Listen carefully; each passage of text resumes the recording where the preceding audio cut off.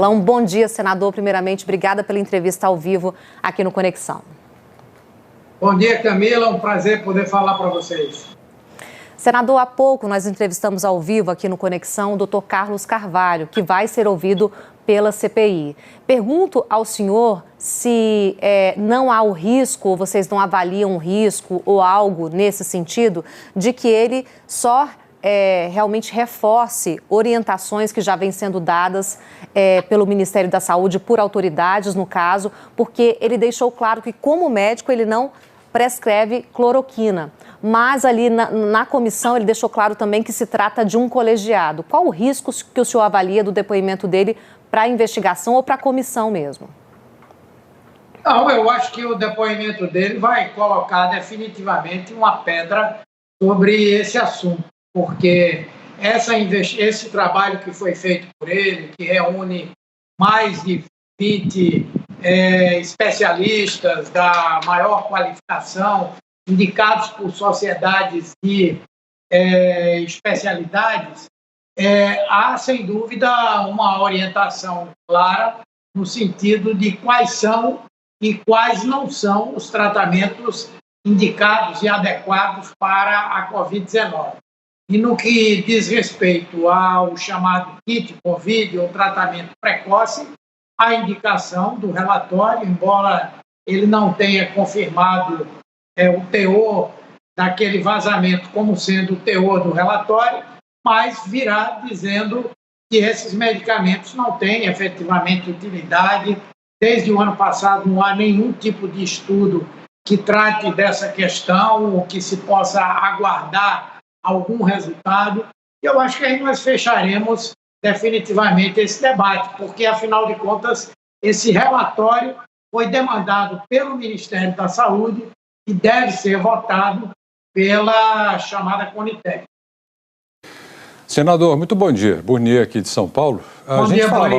Bom dia. A gente falava mais cedo sobre a desistência, de ouvir pela terceira vez o ministro da Saúde, Marcelo Queiroga. Essa decisão foi tomada numa reunião entre vocês aí ontem, uma reunião virtual. Eu pergunto sobre alguns dos questionamentos que seriam feitos e até queria saber se vocês vão encaminhar esses questionamentos ao ministro, ainda que ele não preste depoimento. Por exemplo, sobre aquela interrupção da vacinação de adolescentes, o plano vacinal para o ano que vem, outras questões que vocês fariam para ele. Vocês vão encaminhar ainda isso a ele? Sim, essas duas questões seriam os principais temas de uma eventual oitiva do ministro Queiroga. E nós fizemos antecipadamente um pedido de informações, já respondido pelo Ministério, nós não tivemos ainda tempo de fazer a leitura, onde esses dois temas estavam efetivamente colocados, Vamos analisar o pedido de informação, a resposta do pedido de informação, e já há também uma decisão da comissão de criar uma espécie de comissão de acompanhamento do processo pós-CPI com relação aos temas que a CPI abordou. Então, esses dois temas, que seriam os mais importantes para uma oitiva, vacinação de crianças e adolescentes, que parece ser uma questão já resolvida, e o outro, que é da previsão de uma dose anual de reforço para o enfrentamento à Covid-19, já estão contemplados. Então, nós iríamos chamá-lo, ele iria novamente tentar transformar a CPI em um palco de defesa das suas políticas equivocadas e do negacionismo. Então, nós preferimos não convidá-lo e estamos levando, além do Dr. Carlos Carvalho, também vamos ouvir um grupo de entidades que formam associações em defesa das vítimas da Covid-19. Então, teremos possivelmente esse depoimento também. Senador, bom dia. Leilane aqui do Rio. Queria repercutir... Bom dia. Queria repercutir com o senhor a respeito daquelas denúncias de irregularidades em hospitais federais aqui do Rio de Janeiro. Eu sei que o senhor coordenou aí o grupo de trabalho na CPI que investigou a fundo essa área. Nós tivemos acesso a alguns documentos. Eles apontam corrupção, fraude em contratos firmados entre mais de 30 empresas e o governo federal. Então eu pergunto ao senhor, como ficou a conclusão desse trabalho e quais serão os desdobramentos dessas denúncias que são muito graves? Sim, na verdade nós temos indícios muito fortes de que há todo tipo de crime praticado nos hospitais do Rio de Janeiro. Tráfico de influência, corrupção ativa, corrupção passiva, pagamento de propinas, presença das chamadas milícias comandando alguns serviços dentro dos hospitais ou no seu entorno, enfim. O grande problema é que a CPI ela não dispõe de instrumentos que seriam necessários para se fazer um aprofundamento dessa investigação, especialmente gravações telefônicas, coisas assim. Além de não dispor do tempo necessário, nós precisaríamos ter tempo e ter esses mecanismos para poder fazer essa investigação mais a fundo. Então, o que nós vamos fazer é exatamente uma compilação de todas esses indícios, vamos agregar algumas evidências, coisas que nós já podemos afirmar com toda certeza, e vamos encaminhar ao Ministério Público Federal no Rio de Janeiro para que ele possa dar continuidade a essa investigação. É uma coisa complexa, a minha dedução é de que é um esquema que trabalha paralelamente com o esquema existente na Secretaria Estadual do Rio de Janeiro, por meio daquelas organizações sociais, e nós chegamos à conclusão que, por exemplo, determinados acertos que são feitos nos contratos dos hospitais federais terminam sendo honrados, entre aspas, né, por intermédio de empresas que prestam serviços às organizações sociais. Então, é uma investigação complexa que tem que ser feita realmente por quem dispõe do tempo e dos instrumentos necessários para ir a fundo. Senador Roberto Costa, Valdo Cruz aqui de Brasília, bom dia. Senador, voltando ao tema... Bom dia. Voltando ao tema hidroxicloroquina e ivermectina, eu sei que vocês acabaram não ouvindo o presidente do Conselho Federal de Medicina, Dr. Mauro Ribeiro, mas ele já consta como investigado e provavelmente será indiciado. O senhor também vai defender no relatório final, que seja incluído no relatório final do senador Renan Calheiros, uma medida cautelar de afastamento do Dr. Mauro Ribeiro do Conselho Federal de Medicina? Sim, essa pode ser uma possibilidade, né? Na verdade, eu acho que essa foi uma das coisas que a CPI deixou de fazer, levá-lo a uma audiência pública para que nós pudéssemos destrinchar o posicionamento dele do Conselho Federal de Medicina. Não há nenhuma dúvida, especialmente pelos últimos vídeos que surgiram de lives que ele fez com outros dirigentes, seja do CFM, seja de conselhos regionais, que ele adotou uma posição política. A postura em permitir que profissionais de saúde fizessem a prescrição desses medicamentos, segundo ele diz claramente, tem a ver com o bom relacionamento, né, que eles alegam ter com o presidente da República. Então, não somente fecharam os olhos, como aplicaram uma resolução completamente equivocada. Eu acho que isso aí funciona como uma confissão de culpa e, por isso, eu acho que ele e outros dirigentes do CFM devem ser, sim, indiciados.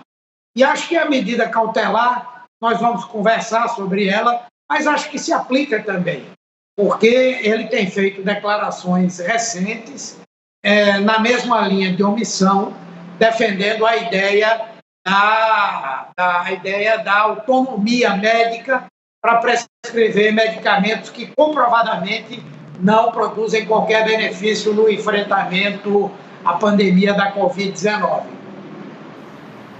Senador, ainda sobre a questão do kit Covid, que, enfim, é um dos temas centrais da CPI e agora na reta final ganhou ainda mais importância, na entrevista há pouco aqui ao Conexão, o Dr. Carlos Carvalho falou que daqui, acho que uma semana ou no máximo 2, a Conitec vota isso. Ou seja, ainda não daria tempo de encerrar esse assunto em tempo do relatório final da CPI. Mas te pergunto se com a ida dele, o depoimento dele, a CPI consegue de fato fechar esse assunto, ouvindo um técnico do próprio Ministério da Saúde que vai dizer a verdade sobre o kit Covid, já que outros depoentes acabaram contando narrativas ou versões sobre esses medicamentos que são comprovadamente ineficazes. Eu acredito que sim, por uma série de coisas, né? Primeiro porque esse estudo foi encomendado pelo próprio Ministério da Saúde. O Ministério não pode ignorar um estudo que ele próprio encomendou.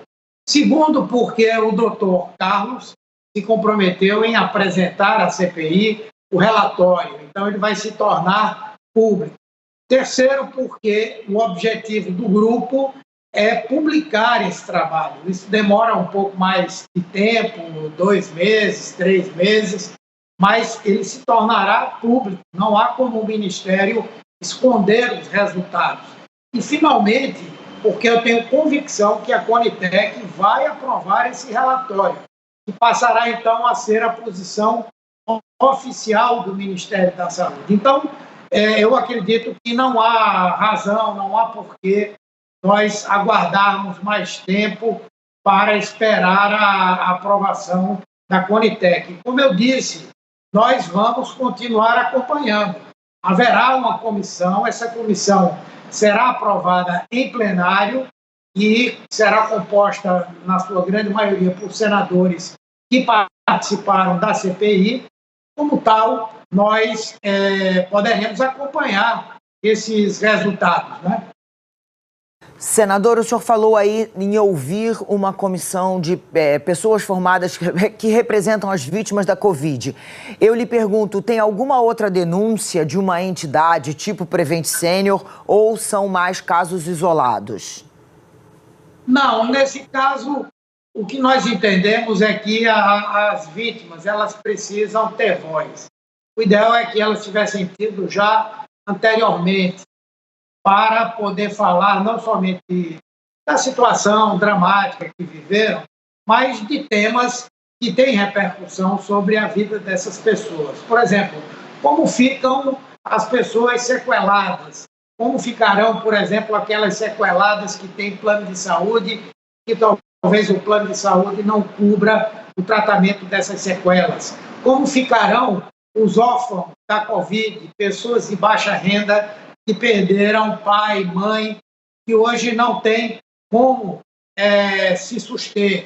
E há no Congresso Nacional projetos querendo garantir algum tipo de pensão até 24 anos para essas crianças que agora estão sendo criadas por avós, por tios, ou estão simplesmente abandonadas. Como fica a situação de outras pessoas com casos assemelhados? Então, não é apenas ouvir as pessoas falarem sobre a sua dor. Gente que perdeu numa mesma família, pai, mãe, irmão, filho. Isso já é suficientemente doloroso e difícil. E, obviamente, que ouvir essa história tem um peso muito maior do que simplesmente assistir pela TV ou ver a denúncia na CPI. Mas também para nós discutirmos como nós vamos amparar essas pessoas que foram vítimas de uma ação equivocada, nociva, por parte do governo federal no enfrentamento à pandemia. Senador, já está fechado, o senhor diria que já, a sua avaliação, já está fechado um acordo político do grupo G7, que a gente chama de G7, do qual o senhor faz parte, inclusive, de senadores da CPI, para que o relatório do senador Renan Calheiros seja aprovado, porque o senador Girão vai apresentar um relatório paralelo. Preocupa essa apresentação do relatório paralelo? Não preocupa. Eu acho que na discussão as emendas podem ser apresentadas. Dentro do nosso grupo, se houver visões diferentes, elas podem ser perfeitamente incorporadas ou se buscar um meio termo. Eu creio que nós vamos construir um relatório que será muito robusto, muito contundente e eu creio que muito unificado. Acredito que será perfeitamente possível essa construção. Em último caso, algumas questões que possam não ter o consenso poderão ser votadas separadamente, como emendas, com a participação de todos, e aí nós conseguirmos fechar um relatório. Mas eu acho que 99% é de convergência nesse grupo que se convencionou chamar G7. Senador Humberto Costa, agradeço em nome do Conexão pela entrevista, pelos esclarecimentos e a gente segue acompanhando a CPI nessa reta final. Obrigada. Obrigado a todos vocês, a todas vocês.